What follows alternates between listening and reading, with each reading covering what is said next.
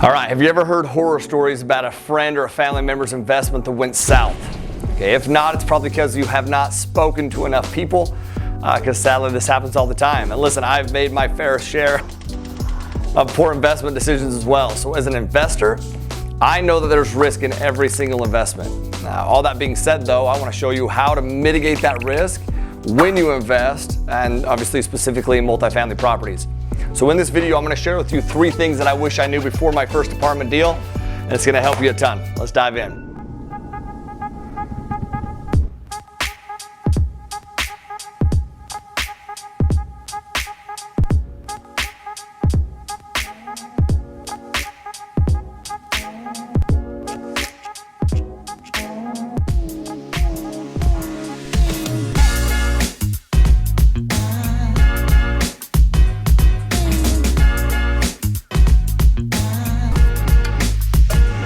All right, what is up, y'all? As you probably already know, my name is Tyler Devereaux, and I am a multifamily investor, and I educate about multifamily investments. My goal in today's video is to give you some wisdom from a seasoned investor who's made a whole bunch of mistakes.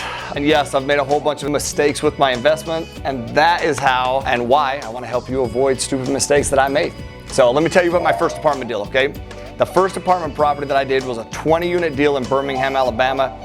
The seller sent me the information.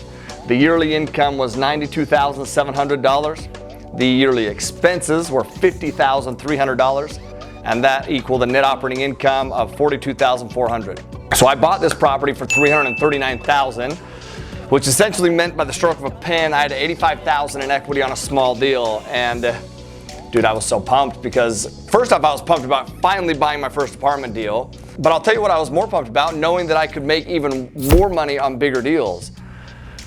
And the reality though, yes, I went on to do bigger and better deals, but this deal, the one that I was so pumped about, ended up being the biggest pain in the ass ever. And I'll tell you why. So with that experience in mind, as well as a number of other experiences in the multifamily space that I've had, here are the 3 things that I wish I knew before my first deal. So number 1, do not put all your money at risk to buy the property. I spent almost all the cash that I had, in fact cash that I didn't have, to buy this property. I sourced the down payment from a credit card. I had the balance come from a hard money loan. I was doing all the work and I was coming up with all the money. Listen, man, what if all the tenants left? What if something terrible happened to the property? Or worse, what if I dumped all my time and my energy into a deal that just refused to produce a profit? First, what ifs will keep you stagnant your whole life. So I'd much rather make mistakes through action than be stuck due to inaction. No decision is finite, y'all. We can always pivot, learn, grow. That being said, there's obviously much smarter ways to go about it than putting all of your eggs into one basket. If you put all your eggs into one basket, somebody will steal the damn basket, okay? In fact, I'll tell you this, that mistake helped me really pivot to what I do now, which has obviously helped me grow to where I'm at. So my theory now is if I'm gonna put all my money into a deal, somebody else is gonna put the work in. But if I'm putting all my work into the deal, then I'm gonna have other people bring the money in. This allows me to scale my portfolio, diversify my portfolio, mitigate risk, and become a lot more profitable than if I were to try to do everything on my own. So the second thing that I wish I knew is that the bigger the property, the better. So many people think that bigger means more risk. Y'all, that's the opposite. And let me break this down for you, okay? Let's say that you have a property that's a 20-unit property, it has 20 tenants, okay? And 10 of those tenants move out. Well, you just lost half your income, which means the mortgage payment, amongst other things, is now coming out of your pocket.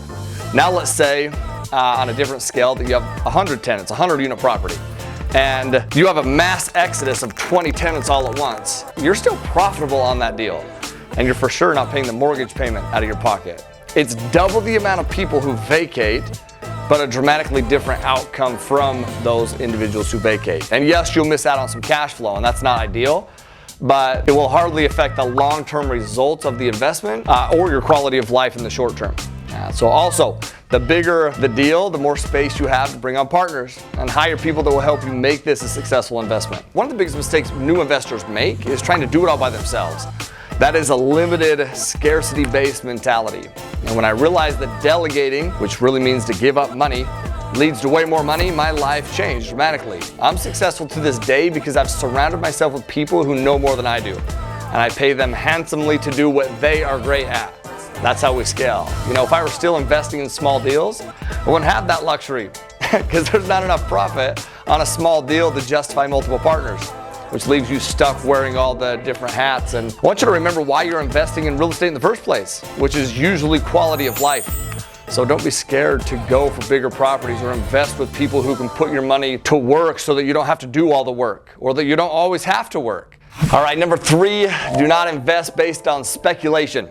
Speculation means that you're investing based off of the expectation that the asset will just naturally appreciate in value. Does that sound familiar at all to anybody? Because I'll tell you this, when I first ventured into the real estate space in 2007, back in the day, I did so because everyone told me that real estate values will always go up. And then the crash happened shortly after that, and I learned that that approach may be true really in the long term, but it's not always true in the short term. So whether you're an active investor or a passive investor, you should never buy with the hopes that the value will just naturally appreciate over time. You can't control the market, but there are things that you can control, and that's what we need to focus on. So what I'm telling you right now was a huge learning lesson for me. But you know, the lessons that I learned from that experience are ultimately what led me to being able to create the wealth that I have. And so the major takeaway, focus on the controllables. Don't sit back and hope that the property will just naturally appreciate. Buy assets first off where you can force the appreciation through things within your control. So before you buy a property or invest in one passively, take a look at what kind of value can be added to the property.